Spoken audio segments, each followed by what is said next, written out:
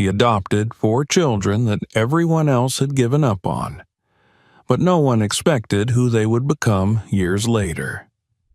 Subscribe in the comments where you're watching from.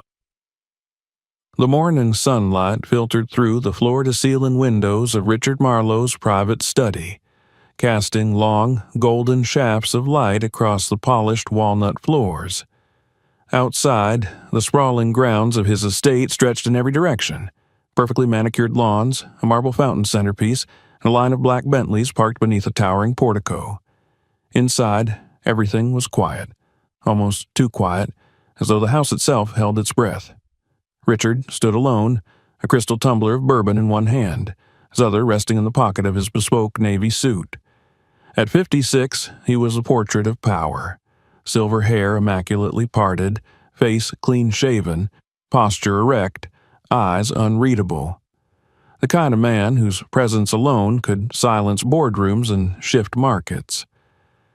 CEO and founder of Marlowe Capital, Richard had amassed a fortune so vast it no longer bore any practical meaning.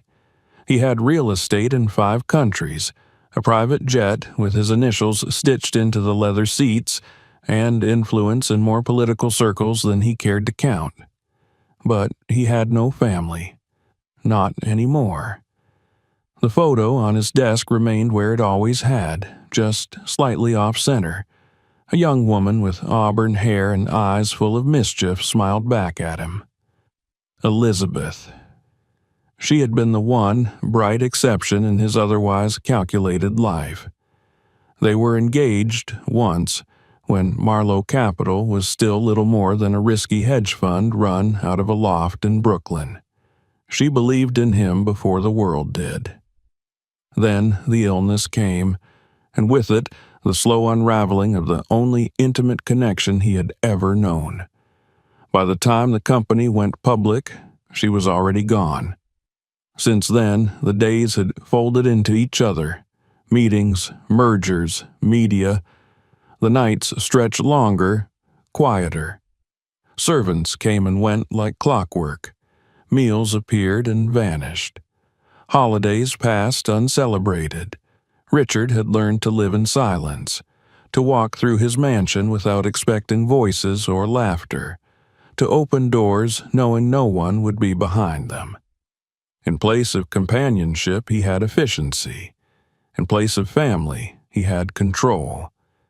His routine was as precise as the watches he collected. Wake at 5, run 5 miles with his personal trainer, eat a protein-rich breakfast, review reports, monitor markets, attend meetings, negotiate, acquire, dominate. Evenings were reserved for reading and high-proof whiskey, and the cycle continued. That morning, however, something disrupted the pattern. "Sir," said Claire, his executive assistant of 13 years, appearing in the doorway with her tablet pressed to her chest. "We need to discuss the PR fallout." Richard didn't turn to face her. He already knew. The headlines had been circulating since dawn. Marlowe exec's racist rant sparks outrage. Silence from the top. Marlowe refuses to comment. Billionaire CEO under fire. One of his senior partners had been caught on video making vile, racially charged remarks at a private event. The footage was now viral. Calls for accountability were deafening. Claire stepped forward, voice calm but firm. "The board is panicking. Investors are calling. We need something public and decisive. The optics are—" "I know what the optics are," Richard interrupted, his tone clipped. He finally turned, his eyes narrowing. "I didn't build this company by catering to every pitchfork mob." "But this is different," she said. "This isn't just bad press, it's personal for people. The damage is already spreading to our philanthropic ventures, our client partnerships, even our employee retention." He set his glass down, his jaw tightening. "What do you propose?" Claire hesitated. We've compiled a list of actions you could take to mitigate the backlash. Public statements, donations, diversity initiatives, but the most immediate option, one that's already getting traction, is an appearance. A visit to the River Park Children's Center. Richard raised an eyebrow. A children's shelter? It's a nonprofit home for displaced youth, predominantly African American children. They're chronically underfunded, underpublicized, and in desperate need of exposure. A visit from you, donations, photos, a statement, would signal active engagement. Compassion. He stared at her for a long moment, then crossed the room and sat behind his desk, motioning for the file. She handed him the tablet. He scrolled without enthusiasm, reading bullet points. Press opportunity. Community outreach. Humanization. "I'll go," he said finally, his voice devoid of emotion. "Schedule it." Claire blinked, surprised. "You will?" 2 hours, no press conference, no speeches. I want this over with. She nodded, already typing notes. Understood. The next day, Richard's black Bentley pulled up outside the River Park Children's Center, a crumbling, red brick building with peeling window frames and a sagging roof. The sidewalk was cracked, the metal fence rusted. A faded mural of children holding hands stretched along the side of the building, its colors washed out from years of neglect. Inside, the air smelled of disinfectant and damp carpeting. A woman in her 60s, with tired eyes and warm hands, greeted him in the lobby. "Mr. Marlowe, thank you for coming. I'm Miss Burnett, the director." He nodded perfunctorily. She led him through the facility. Rooms were sparse, bunk beds, chipped desks, threadbare couches. Children glanced up at him as he passed, their faces cautious, reserved. They were polite, well-behaved, but detached. Richard recognized the look. It was the look of those who had been disappointed too many times to trust easily. They brought him to the common area where the youngest children were gathered for a brief photo op. Cameras clicked. Smiles were encouraged. Richard forced the requisite expressions.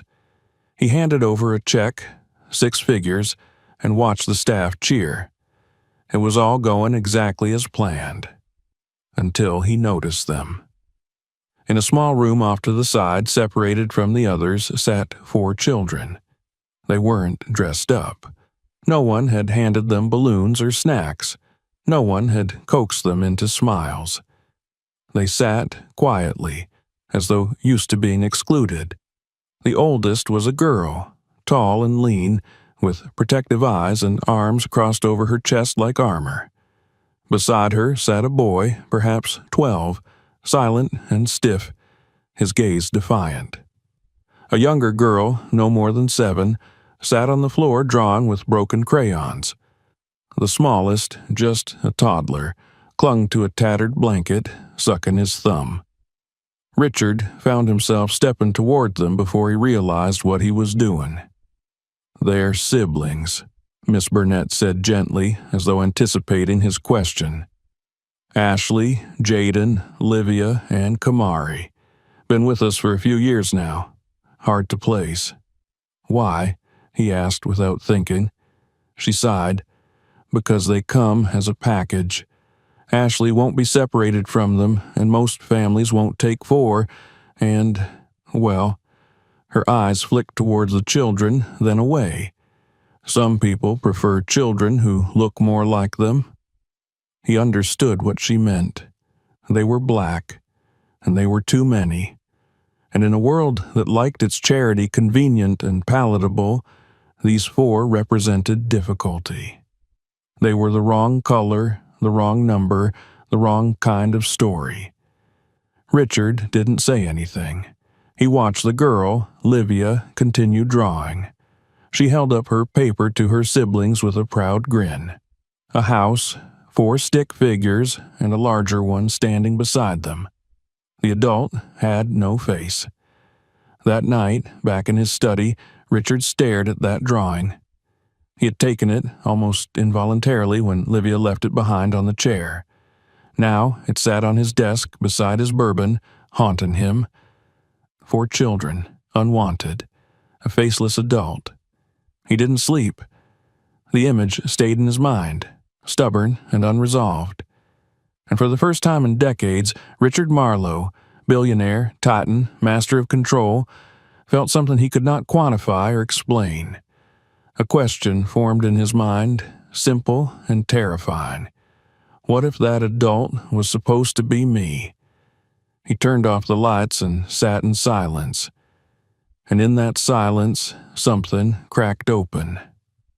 The following morning, Richard Marlowe sat at the edge of his bed, still dressed in the same clothes he had worn the night before. The untouched bourbon glass rested on his nightstand, the faint trace of condensation now dried into a ring. He had not slept. The crayon drawn remained beside him, propped awkwardly against a lamp, its lines simple but relentless. 4 figures, one larger than the rest. A house drawn with bright colors, a sun too large for the sky. But it was the faceless figure that held him captive. It wasn't just a child's artistic limitation, it was an invitation, or perhaps a challenge. At precisely 7 o'clock, he emerged from his bedroom, nodding briefly to the housekeeper who paused mid-dusting to greet him. By 8, he was in his downtown office, seated at the long glass conference table surrounded by members of his executive team. The atmosphere was taut, defensive. Charts projected on the walls displayed tanking social media sentiment and sponsor cancellations. The headlines were still ablaze with accusations of corporate racism, and investors were growing uneasy. Claire, calm as ever, slid a folder toward him. "We've prepared a statement for your approval. Strong, but not defensive. Acknowledges the incident, reaffirms our commitment to equity." "I'm not reading a statement," Richard said flatly. The room went still. "I want to talk about the children," he continued, "the ones at River Park." A murmur ran through the executives. One man cleared his throat, another shifted in his seat. Richard ignored them all. "I want the adoption paperwork started." Silence. "Sir?" asked Marcus Langford, head of legal affairs. "The 4 siblings, Ashley, Jaden, Livia, and Kamari. Begin the process. I want them moved in within the week." The table exploded in a flurry of overlapping voices. "You're serious? This isn't advisable. The optics, it will look like damage control. We can't be seen using children." "I'm not using them," Richard snapped, his voice low but cutting through the din like a blade. "And I don't care about the optics. I care that no one else wants them. That's reason enough." Claire didn't say a word, but the glance she exchanged with him was full of quiet astonishment. "I'll handle the media," he added. "Make the calls." By that afternoon, the story had shifted. News outlets that had spent days vilifying him now scrambled to pivot. Billionaire CEO applies to adopt siblings rejected by system. Richard Marlowe opens home to children of color after shelter visit. Redemption or PR play. Social media split down predictable lines. Some hailed him as a hero, others as a cynical manipulator seeking to buy back public favor. None of it mattered to Richard. For once, the noise did not reach him. 3 days later, he stood again in the worn entryway of the River Park Children's Center, this time without press or entourage. Miss Burnett met him with eyes that were simultaneously hopeful and wary. He signed every necessary form, confirmed every background check, and attended a brief interview with a social worker who tried to mask her disbelief. "They've been here a long time," Miss Burnett said as they waited for the children to be brought down. "No one's ever shown real interest in taking all 4 together. You're sure?" I wouldn't be here otherwise." She studied him. "They've been through a lot, especially Ashley. She's had to grow up fast. You may not get what you expect." "I'm not expecting anything," he replied. The children came down the stairs one by one. Ashley first, tall, rigid, eyes hard. She looked older than 15, her jaw set with suspicion. Jaden trailed behind, hands shoved deep into the pockets of a hoodie that looked a size too small. Livia clutched a sketch pad to her chest, and Kamari, tiny, blinking in confusion, held tight to her hand. "This is Mr. Marlowe," Miss Burnett introduced gently. "You'll be staying with him now." Ashley didn't move. "For how long?" she asked, her voice calm but laced with steel. "As long as you need," Richard replied.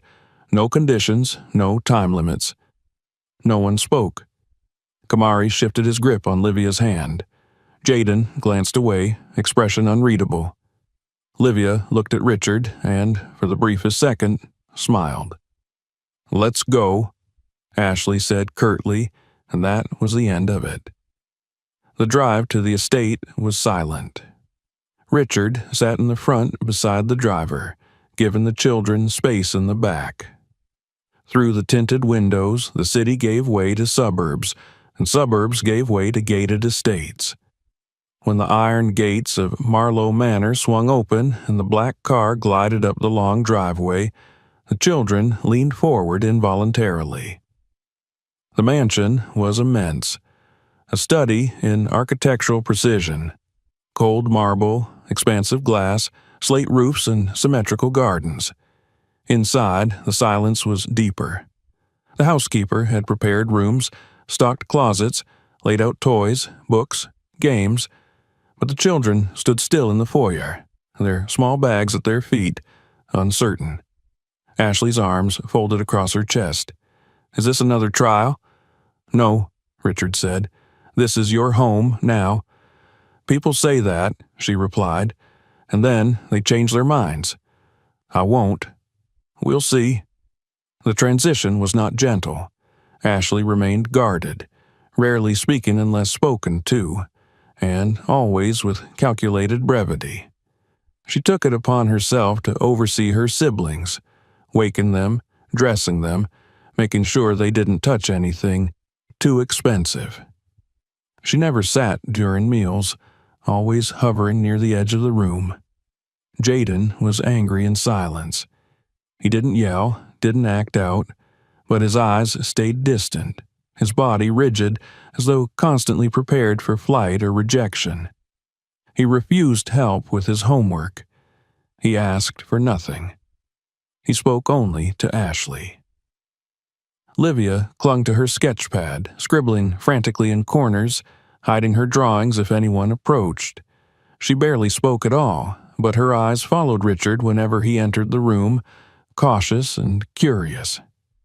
One night, she left a picture outside his study. Another house, but this one filled with windows and color. Still, the adult figure in the picture had no face. Kamari was quiet, needy, prone to waking in the middle of the night sobbing. The staff reported that he flinched when touched too suddenly and refused to sleep without his blanket, which was fraying by the day. Richard began checking on him personally, sitting by the boy's bed until he dozed off, telling him stories he hadn't told anyone in decades. Even the household staff struggled. Though they remained professional, whispers circulated. A security guard was overheard saying, "Just wait till they start stealing."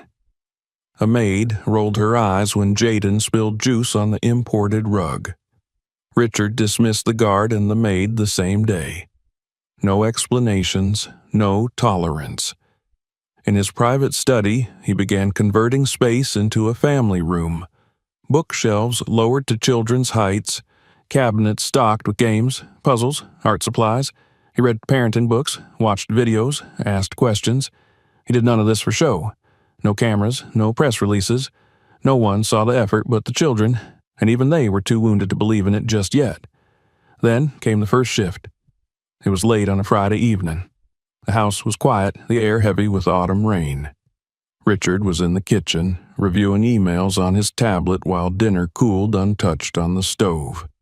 He heard a faint sound, bare feet padding across tile. When he looked up, Livia stood at the threshold, her sketch pad clutched tightly in both hands.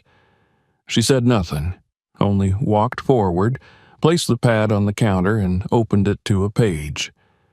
There were 4 children, drawn with increasing detail, and beside them, a man. He had a face. "I thought maybe you'd want to be in this one," she murmured. Before he could reply, she had turned and vanished. Richard closed the tablet. The email could wait. Something more important had begun. Not a performance, not a strategy. Something real. Something slow, fragile, and painfully, beautifully human. He had opened his house. But now, for the first time, it began to feel like he was opening his life. The early days passed like fog, shapeless, slow, and heavy with silence. Richard found himself navigating unfamiliar terrain, and for once, no manual existed. In the world of mergers and takeovers, he could predict patterns, decode behaviors, anticipate outcomes. But in his own home, he was met with walls of quiet resistance, invisible but unyielding. The children were polite, even obedient in their own guarded way, but the air between them and him remained cold, dense with caution and quiet fear.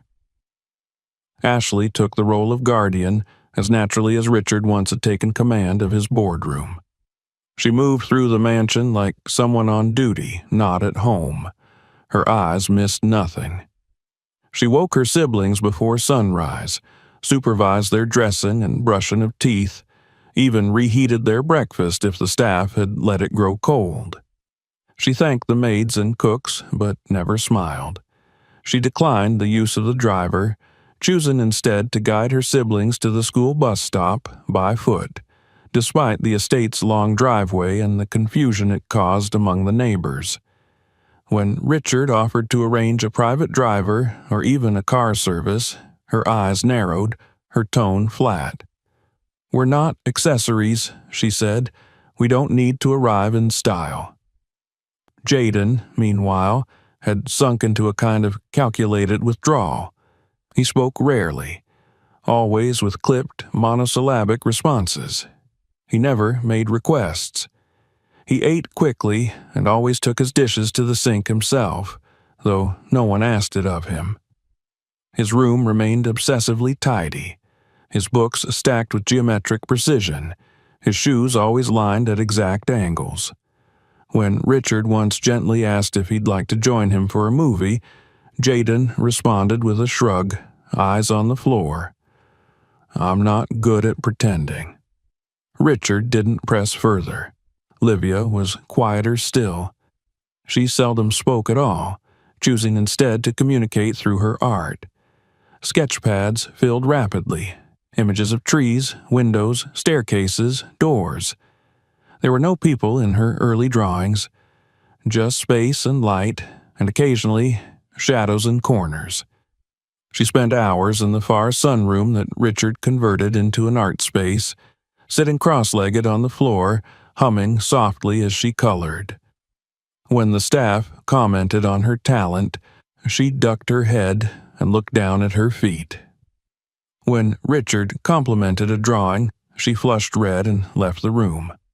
Kamari remained the most fragile. Small, wide-eyed, and skittish, he trailed behind his siblings like a shadow. He rarely left Livia's side and would only sleep if Ashley tucked him in. Even then, he often woke sobbing, clutching his blanket so tightly his knuckles turned white. The night terrors returned almost nightly. Sometimes he cried out words in his sleep, names Richard didn't recognize, fragments of places, the word "stop" repeated again and again. Richard did his best, He adjusted his schedule, skipping dinners with investors and moving meetings to midday. He began rising even earlier, ensuring he was in the kitchen by the time the children came down for breakfast. He tried different approaches, offering to help with homework, suggesting movie nights, inviting each child one-on-one to talk, to walk, to simply sit. But walls built by survival do not fall to simple gestures. These children had been moved from place to place, told again and again they were temporary. They had been photographed, profiled, dismissed, and labeled. They had seen well-meaning families fall away when the work became too heavy. Promises had been made to them and broken so many times they no longer registered as anything but noise. Richard learned this not in dramatic scenes, but in small, telling moments. The way Ashley stood between him and her siblings when he entered a room. The way Jaden watched every adult who came through the door with unblinking scrutiny. The way Livia never used the word home. The way Kamari's shoulders tensed whenever footsteps echoed behind him. But it wasn't just the children. The house itself struggled to adjust. Staff, who had once moved with silent efficiency, now walked on eggshells. A housekeeper refused to pick up Livia's scattered art supplies, muttering that it wasn't her job to babysit chaos. Another complained that Kamari had spilled juice on a $1,000 rug and hadn't even said sorry. When Richard overheard a guard whispering to another, "Just wait till they start stealing," he didn't raise his voice. He simply fired both men that same afternoon. Word spread quickly. Some of the long-term staff quietly resigned. Others remained, but colder now, distant. Richard didn't care. If the cost of these children's safety was a full turnover in staff, he would pay it 100 times over. Then came the school. He had enrolled them in an elite private academy, one he personally contributed to annually. The administration had welcomed the donations but hesitated at the placement. Their tone was professional, their words measured. But Richard saw the subtle hesitations, the questions masked as concern. "We just want to be sure they'll feel comfortable here." The first week went smoothly, or so it seemed, but by the second, complaints filtered back. Jaden had gotten into a scuffle with a boy in gym class. Livia had stopped drawing in art class. Ashley was refusing to participate in group projects. The head of the school called to schedule a meeting. When Richard arrived at the campus, he was greeted with smiles too polished to be sincere. In a conference room decorated with school emblems and oil portraits of donors, he listened as the headmaster gently explained that Jaden had acted out, that Ashley was difficult, and that perhaps alternative placements might be better suited to their needs. "Alternative placements," Richard repeated, his voice cool. "A school that better reflects their background," the headmaster clarified. Richard looked at the man, then slowly rose from his chair. "If you're suggesting that my children don't belong here because of the color of their skin or the circumstances of their past, then let me assure you, your school is not worthy of them." He withdrew all 4 children from the academy that same day, hired private tutors, installed a full classroom in the east wing of the mansion. Education would continue, without bias, without cruelty, without small poisonous cuts dressed up as kindness. That evening, when he told the children they would no longer attend the academy, Ashley stiffened. "You pulled us because they complained?" "I pulled you because they were wrong." She looked at him for a long moment, as if searching for deceit, for irony, for the telltale signs of manipulation. But she found none. And for the first time, she didn't argue. The days that followed were quieter, not warmer, not yet. But something shifted. Livia began leaving her drawings in the hallway again. Kamari no longer flinched when Richard reached for his shoulder. Jaden lingered longer in the library, sometimes standing just close enough to read over Richard's shoulder. Ashley remained distant, but her posture softened. One night, as he passed her room, he heard her humming to Kamari. A lullaby, soft, familiar, ancient. It would be a long journey. But Richard had stopped measuring progress in days or weeks. He no longer needed milestones. He needed only to be there, morning after morning, night after night, a constant presence in a world that had offered them only temporary ones. In the quiet moments before sleep, he thought often of Livia's drawings, the faceless figure that had once loomed on the page. It had taken her time to draw him in. It would take longer for the others. But that was all right. He was not going anywhere, and maybe, just maybe, that was the beginning. By the time autumn slipped into early winter, the trees that lined the Marlowe estate had shed their gold and crimson leaves, leaving behind skeletal branches that scraped against the gray sky. Indoors, the house was warmer, both in temperature and in spirit, though the progress remained imperceptibly slow. The children had not yet called it home, but they no longer called it his house. Their voices now filled the high-ceilinged halls, quietly, cautiously, but there was sound. There were footsteps at all hours. There were faint echoes of music from Kamari's tablet, the soft thud of Jaden's basketball against the driveway pavement, the rustle of sketchbooks and pencils, the hum of tutors engaged in patient instruction. There was life. Richard found himself changing in ways that startled even him. His schedule, once engineered to the minute, had loosened. He no longer kept 3 phones buzzing with alerts. He ignored some emails. He skipped business dinners. His board, once a sacred circle of power and precision, now grew restless with his absence. He no longer cared about being everywhere. He needed only to be here. It was Claire who finally said what no one else would. "People are talking," she said one morning in his office. "You've missed 4 conferences. You passed on a joint venture with Coltrane Holdings. That isn't like you." Richard looked up from the children's school reports. "Is that a complaint?" "It's a concern," she replied carefully. "They think the adoption is distracting you." He set his pen down. "It is." Claire blinked. "I wasn't expecting you to say that." "It's distracting me from becoming the man I used to be," he said, leaning back in his chair. "That's not a bad thing." She paused, studying him. "The board wants you to make a public appearance. Something clean, something stabilizing. They're pushing for the Whitman Charity Gala next month, and they're asking why the children haven't returned to school. Because they're safer here. And the staff? Some are still uncomfortable." "Then they can leave," he replied. "I'm not running a hotel. This is a home now." Claire nodded slowly, digesting his tone. She was loyal, always had been, but even she looked uncertain now, as though the man across from her was a stranger wearing Richard Marlowe's skin. The world outside the estate was less forgiving. The news cycle had turned again, and the whispers that had faded in the wake of the initial adoption were back, emboldened and crueler.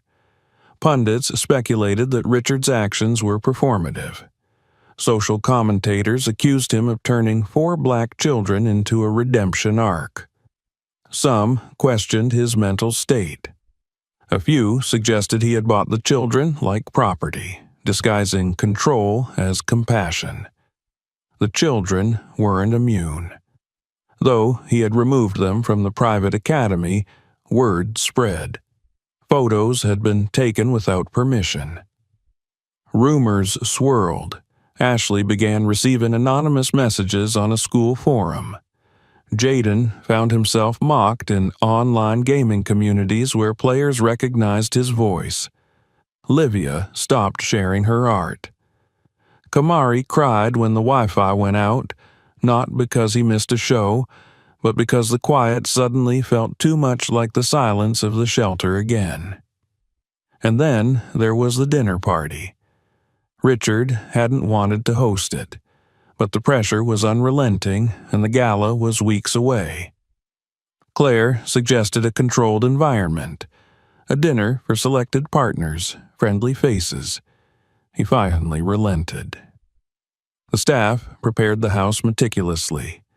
The chandeliers were polished, the china hand-selected, the wine list vetted. The guest list included corporate allies, donors, and one or two strategic journalists. Claire insisted on seating the children at their own, smaller table nearby. "I don't want them paraded," Richard said sharply. "They won't be," she assured him, "but people will ask. It's best to control the narrative." The evening began smoothly. Laughter filled the marble atrium. Glasses clinked. The children, dressed in formal clothes they hated, sat stiffly, whispering only to each other. Ashley's face was unreadable. Jaden glared at his plate. Livia picked at her food and refused to look up. Kamari sat close to her, eyes wide. It was near dessert when one of the guests, a venture capitalist named Whitmore, leaned toward Richard with a grin too practiced to be sincere. "They're beautiful children," he said, nodding toward them. "Brave of you, really. A project of this scale. Well, I suppose you always did think big." Richard's jaw tightened. "They're not a project." Whitmore chuckled. "Of course not. Just saying, most men your age adopt dogs or convert barns. But you," he raised his glass, "you go for 4 at once. Bold." Jaden heard him. His fork clattered to his plate. Richard turned just in time to see the boy stand abruptly, mutter something to Ashley, and storm from the room. Livia flinched. Ashley's eyes locked with Richard's, and in them he saw something hot and sharp. Humiliation. The dinner ended early. Claire made polite excuses. Guests filtered out. Whitmore shook Richard's hand with a wink that made his skin crawl. Upstairs, he found Jaden in the library, pacing. "I'm not a charity," the boy said without turning. "I'm not your charity case." "I know that." "Do you?" Jaden spun to face him. "They talk like we're pets, like we're ornaments, like you picked us out of a catalog." "I didn't pick you," Richard said quietly. "I saw you. That's different." Jaden looked away. "Doesn't matter. We'll never belong out there." "No," Richard said, "but you belong here. And that's where it starts." He left the boy to think. 2 weeks later, Ashley refused to go to the gala. She said it calmly, clearly, and without room for debate. Livia hid her dress under her bed. Kamari cried. Jaden said nothing but walked into the room the night before the event and placed a tie on Richard's desk. "Don't let them talk like that again," he said, "to any of us." "I won't," Richard promised. The gala was a sea of tuxedos and silks, a room full of people who measured worth by portfolios and stock performance. Richard moved through it like a ghost.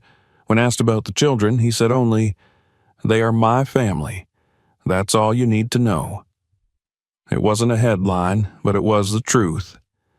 Back at the estate, things were quieter again.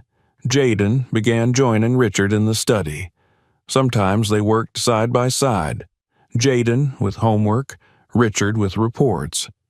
Once he asked a question about capital gains tax. Another time about private equity. Richard answered both seriously. Ashley began spending time in the library.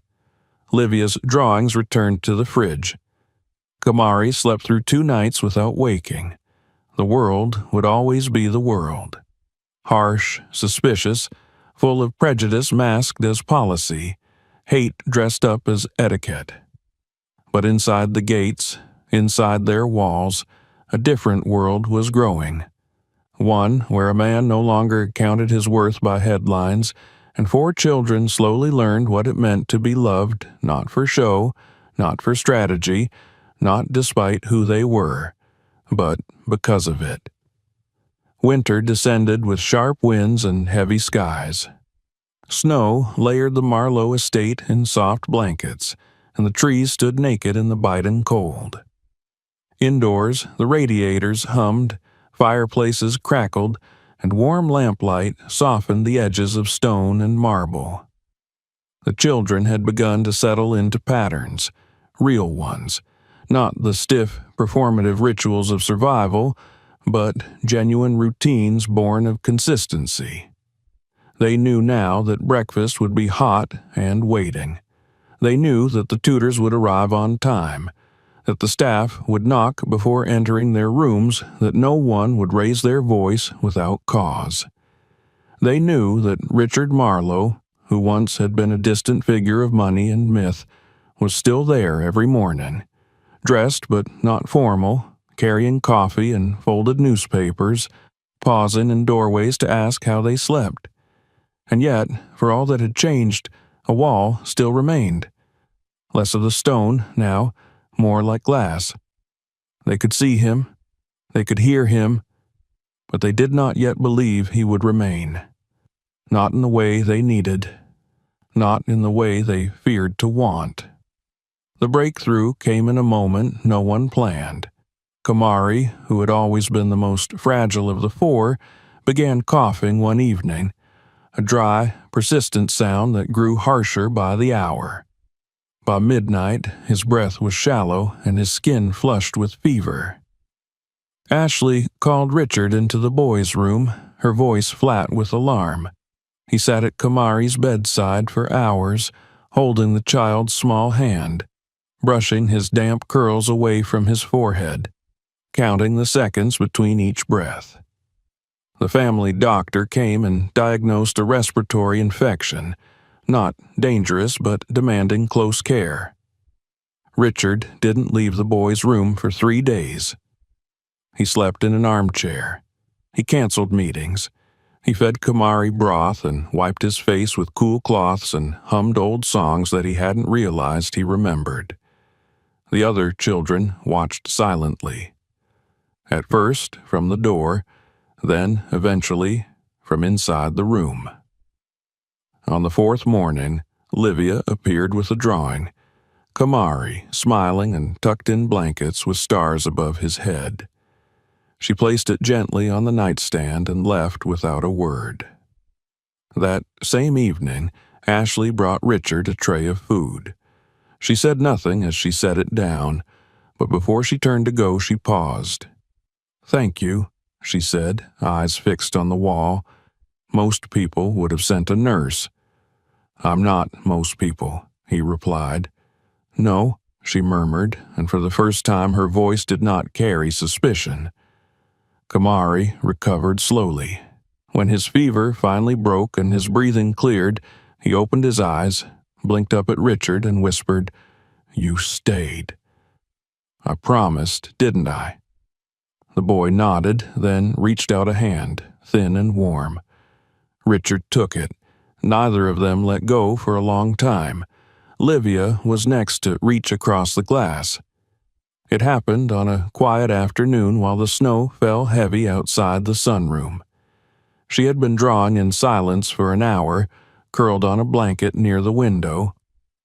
Richard, sitting across the room with a book, watched her work, trying not to intrude. Without looking up, she spoke. "Do you like trees?" He looked up. "I do." She nodded. "I draw them a lot because they stay. They don't move, even when everything else does." He didn't reply. She glanced over, studying him with careful eyes, then turned her sketchbook and held it out. A tree.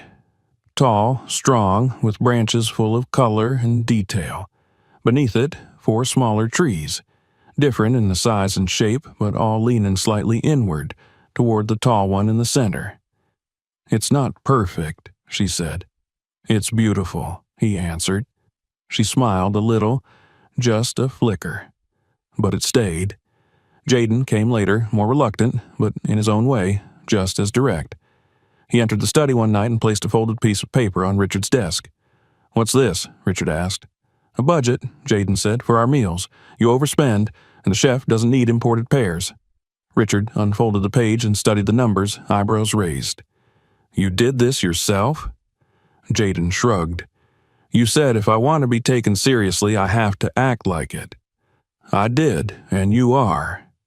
Jaden turned to leave, then paused. "I like spreadsheets. They make sense. People don't. People can surprise you." Jaden didn't answer, but the next night he returned with a new sheet, this one outlining how to turn one of the garages into a science lab. Ashley took the longest, as Richard had expected. She remained steady, careful, holding back just enough to maintain control. But her eyes lingered longer when he spoke. Her voice lost its edge when she asked questions. She began spending more time in the library, often with Kamari, reading aloud from thick books she once dismissed as boring.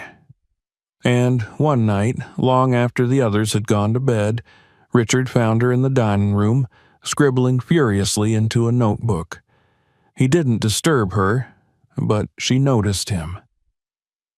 "I want to apply to the writing seminar next summer," she said without looking up. "The one in Boston. You need references, a guardian's signature." "You have mine," he said. She nodded.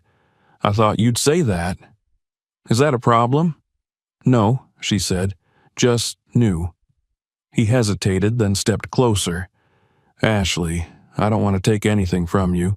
Your control, your voice, your independence. I just want to be here, to help, if you'll let me." She looked up at last. Her eyes were tired, but not hard. "I'm not used to help that stays.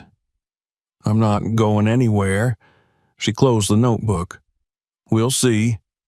It was not a promise, but it wasn't a dismissal. The first snowstorm of the season arrived that weekend. It came suddenly, covering the roads in thick white and knocking out power in half the county. The estate's generators kicked in, and the house glowed with soft emergency light. The children huddled in the den, wrapped in blankets, watching the wind howl outside the windows. Then a crash of thunder split the night. Kamari screamed. Livia gasped and clung to him. Jaden froze, while Ashley wrapped an arm around both her younger siblings. Richard entered the room, a flashlight in one hand, his expression calm. "Thunder scares me too sometimes," he said, "but I know a trick." Kamari peeked over Livia's shoulder. "What trick?" "It's a song," Richard said, kneeling beside them. "One I used to sing when the storm was too loud." "What kind of song?" "A silly one, but it worked."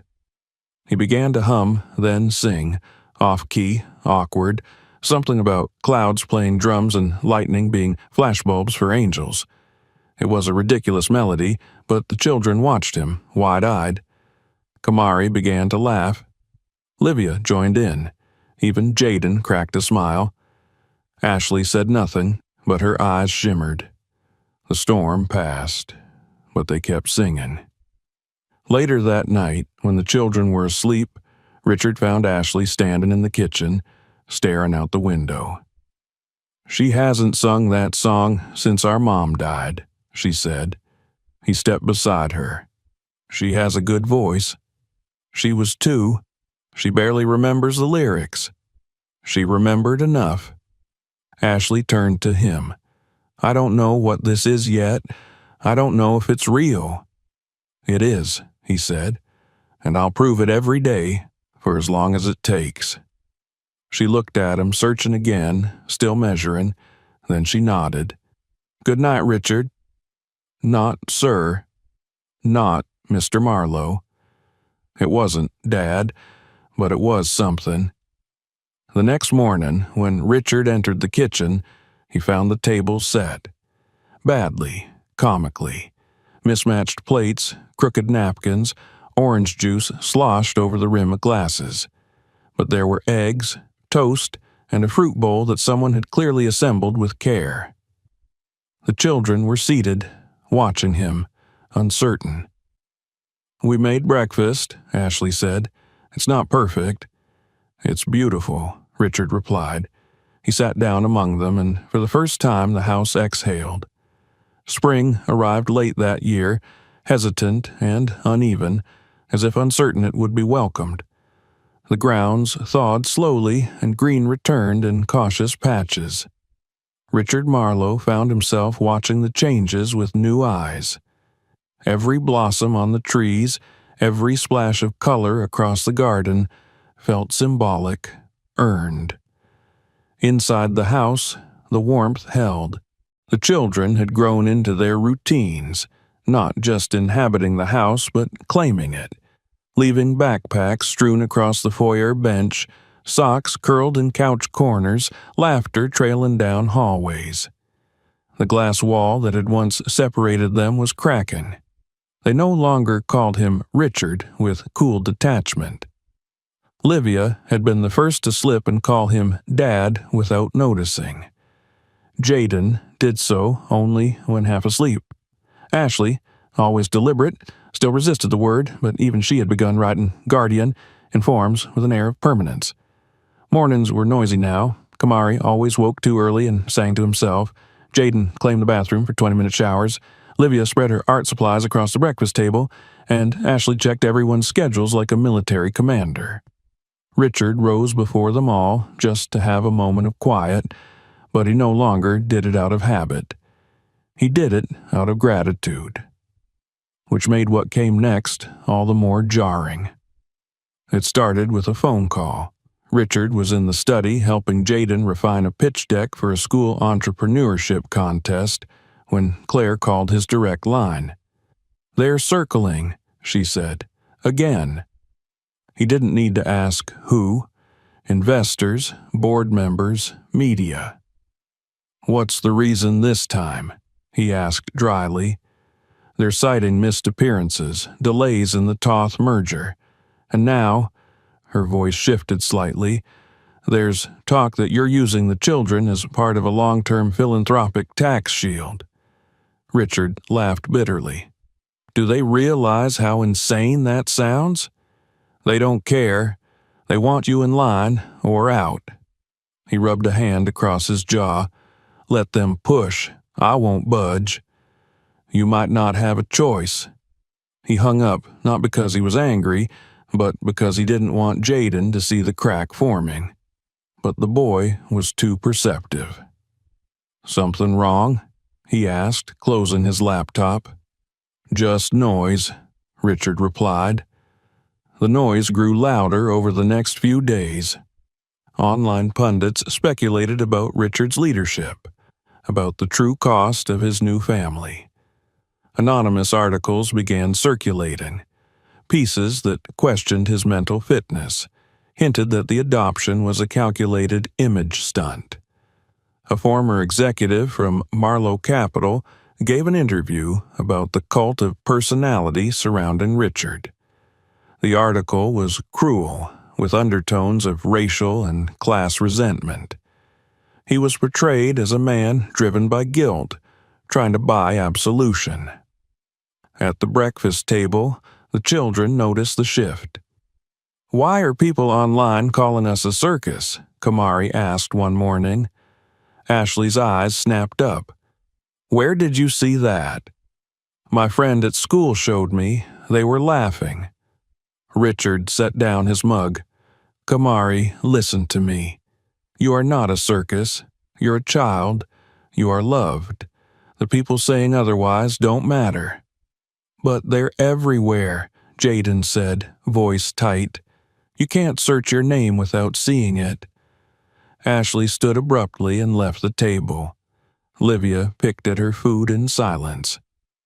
That evening, Richard walked into the library to find Ashley seated at the window seat, arms crossed, the laptop glowing in her lap. She didn't look up. "You should have known this would happen," she said. I did.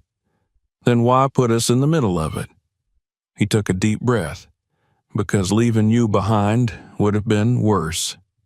She shut the laptop and turned to face him.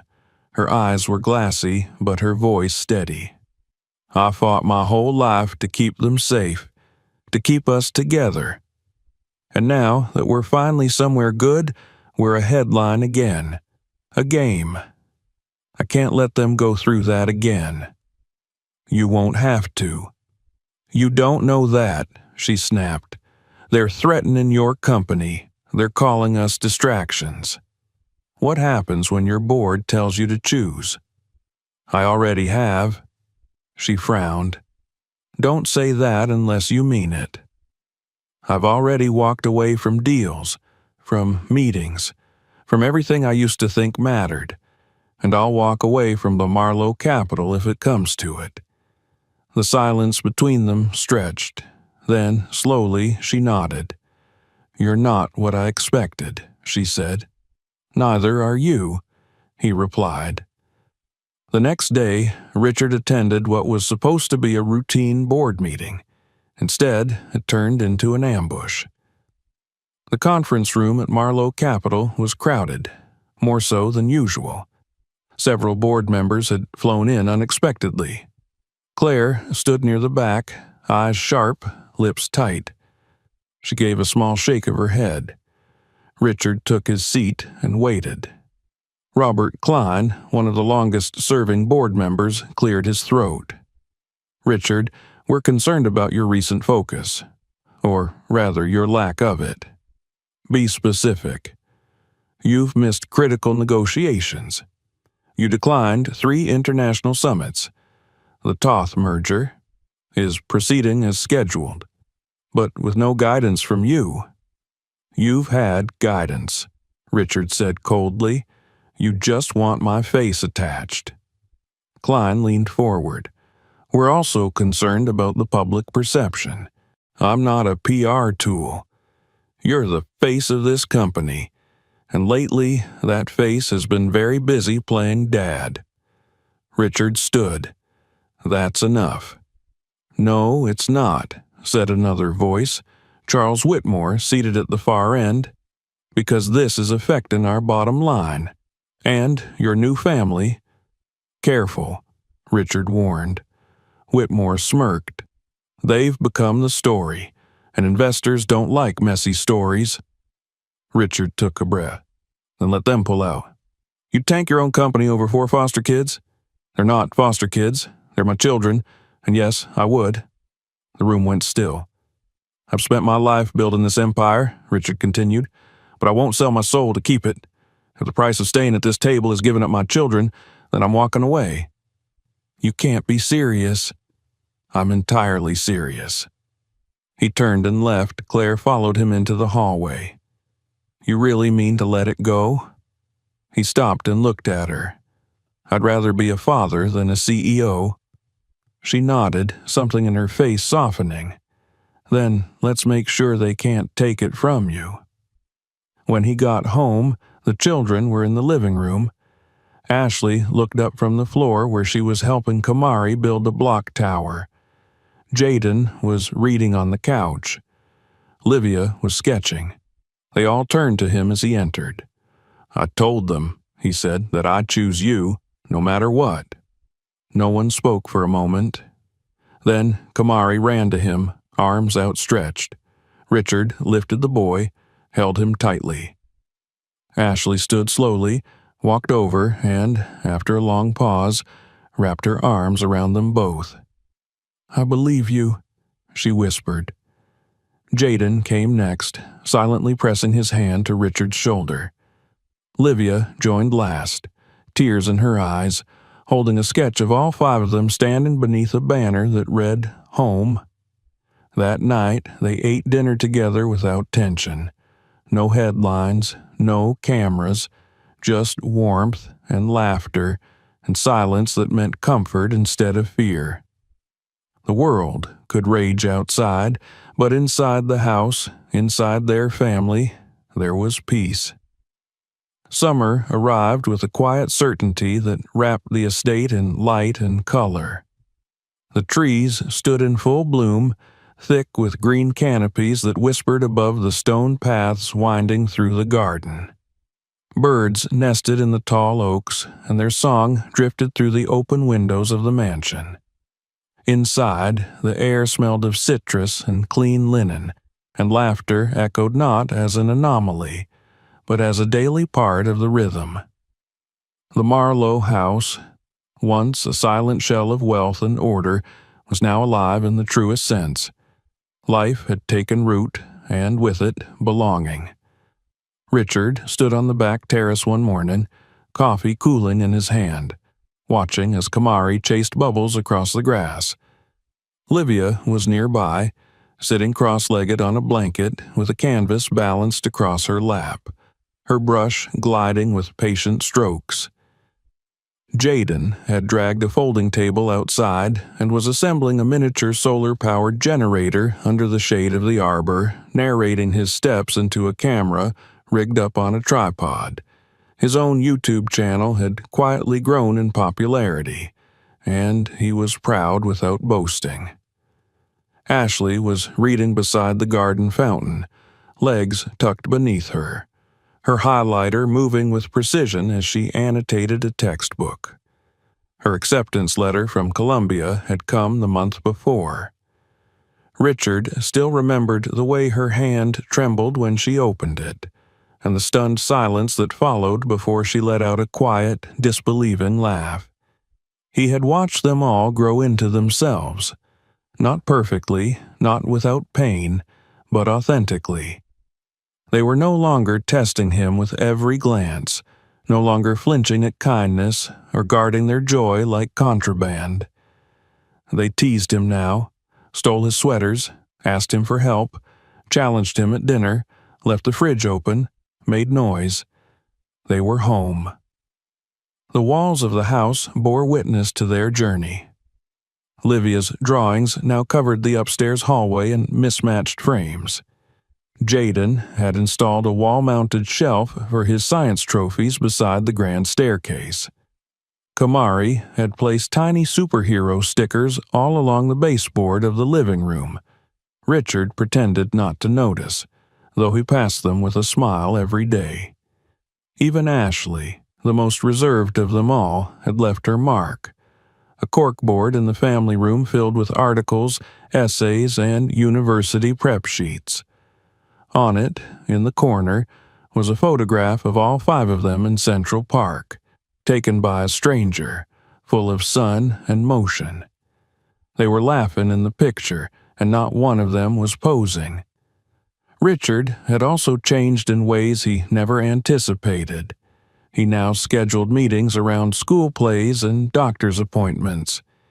He had stepped down from day-to-day operations at Marlowe Capital, naming Claire as interim CEO and restructuring the leadership so the board could no longer leverage his absence as a weakness. The company hadn't collapsed as many predicted. In fact, it thrived. Investors were drawn to the new story, not the scandal of a billionaire turned adoptive father, but the man who chose integrity over optics and family over fortune. Public opinion eventually followed. What once had been harsh scrutiny mellowed into reluctant respect. Interviews were requested and declined. Richard saw no need to speak for himself. The work spoke louder. Through the newly established Marlowe Family Foundation, funding poured into programs that supported sibling adoptions, foster system reform, and community-based educational outreach. Ashley was invited to speak at panels and had already begun organizing youth writing workshops for foster teens. Jaden's early prototypes for clean energy units in underfunded neighborhoods caught the attention of a university engineering department. Livia's art won a regional award. Kamari, now reading fluently and composing his own songs on the upright piano in the library, performed in his first recital that spring. Richard wept in the back row and didn't care who saw. They celebrated holidays now. Birthdays were marked with streamers and burnt cupcakes and wrapping paper explosions. Sunday dinners became tradition, with each child rotating as co-chef. Richard made a habit of tucking in Kamari himself, even when late-night calls beckoned. Livia always left him a new drawing at the end of each week. Something simple. An apple, a cloud, a figure leaning on another. Jaden and he had begun attending science expos together. Ashley finally called him Dad without hesitation, just once, and only when introducing him to a guest speaker at a school event, but it had made his heart knock unevenly in his chest. There was one corner of the garden Richard frequented more than any other. Near the southern wall, beneath a tall magnolia tree, stood a curved stone bench, new but weathered with purpose. Etched across the front were the words, "You didn't choose us. You saved us." Livia had written them on a note card the day the bench was commissioned. Richard insisted the phrase remain untouched. It was Kamari's idea to have a family day each year on the anniversary of their adoption. They didn't call it Gotcha Day. They called it Home Day. On the morning of the fourth celebration, the house buzzed with preparations. Livia baked cookies with the help of a distracted Kamari, who kept stealing spoonfuls of dough. Jaden was in charge of outdoor decorations and had strung colorful lights around the trees. Ashley took command of the kitchen, insisting on making pasta from scratch. Richard ordered nothing. He was told to sit and be quiet, which he happily did, watching the storm of happy chaos unfold. That afternoon, they gathered at the long table in the dining room, every seat filled, sunlight pouring through the tall windows. They toasted with sparkling juice and lemonade. Livia unveiled a new painting, a portrait of them all sitting under the magnolia tree, with the bench in the background and stars above. Kamari had written a song, which he performed nervously but proudly, his small voice trembling at first but growing stronger. Jaden gave a short speech full of data and jokes that landed. Ashley stood, clearing her throat, her hands only slightly shaking. "I spent a lot of time waiting to be let down," she said. "It felt safer that way, easier to plan for the fall than hope for the landing. But this, all of this," she gestured around the room, "is more than I let myself imagine. I didn't think people like us got endings like this, but maybe that's the point. Maybe we're not an ending. Maybe we're the beginning of something better." Afterward, Richard found himself alone in the study, the door left half open. He sat in his favorite chair, the one near the fireplace, and leaned back, closing his eyes for just a moment. He heard the children in the hallway, their footsteps fading, then rising again, like music. It was in that quiet moment he realized the house no longer echoed like it used to. The silence was gone. Even when empty, the place was full, with memory, with warmth, with the indelible fingerprints of a family that had chosen him as much as he had chosen them. Later that night, Ashley knocked on his study door. "I want to add something," she said. He looked up from his book. "To the bench?" She nodded. "In the back. Something small." The next morning, she showed him. Etched in smaller letters just beneath the stone curve were 5 words. "And you chose us back." He ran his hand across the words, slowly, reverently. "Thank you," he said. Ashley smiled. "No, Dad, thank you." He turned to see the others gathered behind her, sleepy-eyed but smiling, arms around each other. Kamari waved. Livia held another drawing. Jaden gave a short nod. Richard looked at them all. These children, his children, not defined by their pasts, not limited by the world's assumptions, but strong and vivid and whole. And he knew, finally and without doubt, that no empire he had built, no company he had led, no fortune he had amassed, could ever come close to what he had now. He had found his home. And more than that, he had become it. If you enjoyed this story, make sure to subscribe for more. Check out the next video or explore others on the channel. And if this touched you, share it with someone who needs to hear it.